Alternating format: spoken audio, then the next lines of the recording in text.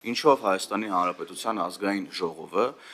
կարևորում է օգոստոսի 8-ին ստորագրված փաստաթղթերը եւ աջակցում է այդ փաստաթղթերով ուրեմն ամրագրված պայմանավորվածություններին եւ գործընթացներին եւ ազգային ժողովը իր լիազորությունների տիրույթում որպես խորհրդարանական պետության ուրեմն գերագույն մարմին ամեն բան անելու է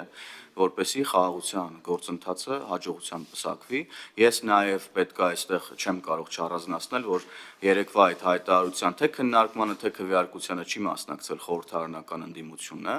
եւ խորհրդարանական ընդդիմությունը ըստ էության փախել է դահլիճից դրա նախորդ հարցի քննարկման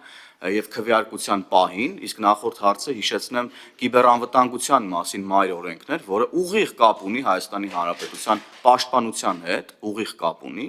եւ ընդդիմությունը հայտարարություն արեց, որ մեր համար չափազանց կարեւոր է այս նախագիծը, մենք պետք է գնանք եւ քննարկենք, գանք եւ մեր դիրքորոշումը արտահայտենք արդեն եւ չվերադարձավ դահլիճ, որպեսի չմասնակցի, ուրեմն Հայաստանի Հանրապետության համար կարևորագույն, ուրեմն այս իրադարձության վերաբերյալ հայտարարության, ուրեմն քննարկմանը